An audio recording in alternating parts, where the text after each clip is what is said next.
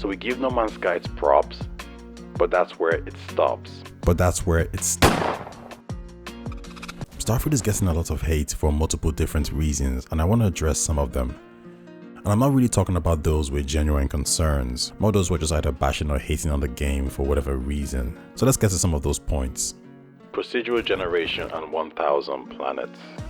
I see how 1000 planets might spook a lot of people without context, but sometimes join the dots. A lot of games you play actually do have some procedural generated content such as Spider-Man, Crusader Kings 3, Valheim, Subnautica, Fallout, and yes, Skyrim. Bethesda actually uses this tech, and I imagine they've improved on it.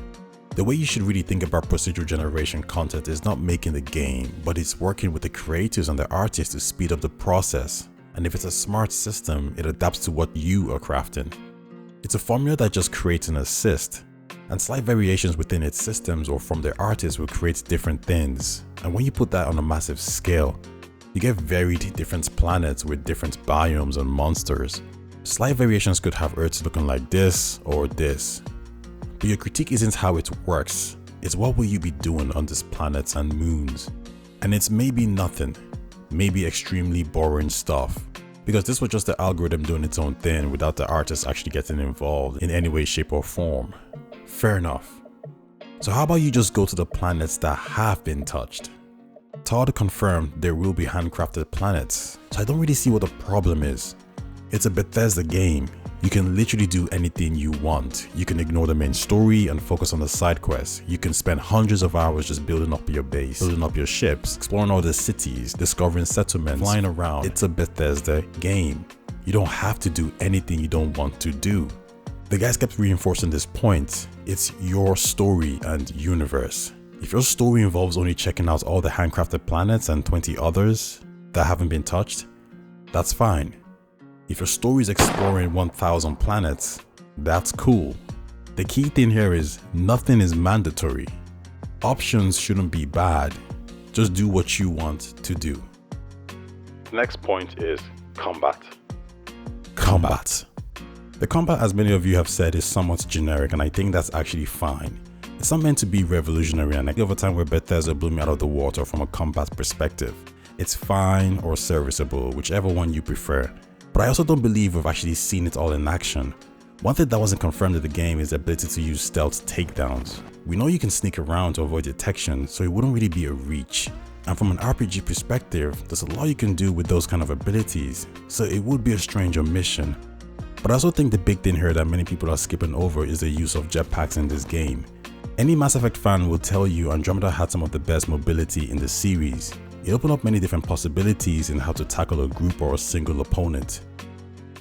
Now we also got confirmation that gravity will be a feature in this game. That could potentially have an effect in the mobility side of things. Maybe in some planets combat feels more zero-G like, and in some planets maybe dashing and jumping isn't actually really a thing due to the weight of the gravity. That could have a huge effect on how you maneuver around the terrain. It's that diversity on how you have to adapt to changing combat scenarios from planets to planets that could really make things interesting. One thing we didn't get confirmation of, and it probably isn't in the game, is the use of special abilities. Now we know Skyrim has special abilities like raise zombies, paralyze, freeze, illusion, healing hands, firebolt, and stone flesh. Now we're not going to see that in the game because this is grounded sci-fi and not fantasy, but it doesn't mean those abilities can't be substituted for something different and realistic. For example, barricade, trip mine, overload, concussive shots, assault torrents. Even a tactical cloak could be activated by hacking into your enemy's suit, shutting down their oxygen, their ability to use their jetpacks, or controlling the enemy's own Vasco to aid you in combat.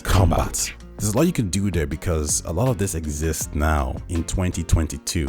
And in 300 years, what I imagine is just a normal part of warfare. You consider these 3 points, special abilities, mobility, gravity, and you could make a game that's a lot more interesting.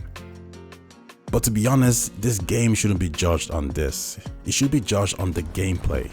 Which means you gotta take everything as a package, which means you got to consider the fact that you can fly in this game, immobilize ships, build and expand your own, board, dock, build a base, grow your base and recruit workers. When we criticize gameplay, we got to actually look at how you're playing the game. 2 of my favorite games are The Witcher and Mass Effect. They're not known for combat, but everything else, the sum of its parts, makes those games special. I'll say right now, Skyrim's combat didn't do it for me. I thought it was quite boring, to be honest. It's still a masterpiece of a game though. Why will we grade Starfield differently? Once again, this is not to say they can't improve on elements, but it's still a Bethesda game. They're not known for combat. Why now? Next point, graphics. I made a comment some time ago when I heard that the leak says Starfield didn't look as good as Horizon Forbidden West. And I was thinking, how could a next gen game not look as good as what's on the previous current gen? But the truth is, I actually had it all wrong. Starfield is doing something very different. It's not supposed to look like God of War, The Last of Us, or Horizon Forbidden West.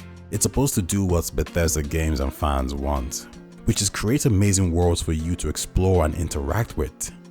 And truth be told, that's all Bethesda fans actually care about. I'm not saying they couldn't do better in terms of facial animations, because overall the game looks good. But this is a clear improvement from this. For me, the game looks perfectly fine. Final point, No Man's Skyrim. Now the comparisons to No Man's Sky I see, but why does that even matter? I don't really have an interest in playing No Man's Sky because I don't really have an interest in exploring thousands upon thousands of planets with no real reason.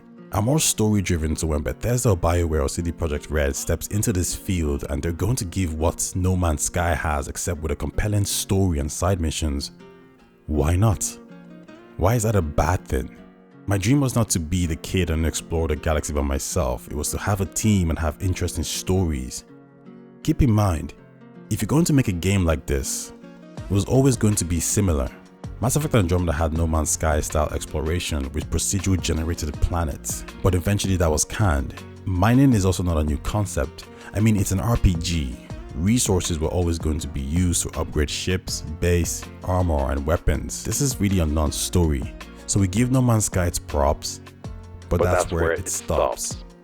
I don't believe we need as an industry to be stagnant because this or that developer did this first. If we've identified a mechanic that can improve the game we're trying to make, then use it. We went crazy at Warner Brothers for patenting the Nemesis system, hindering progress, we said. Now all of a sudden, it's copying. So we give No Man's Sky its props, but that's where it stops.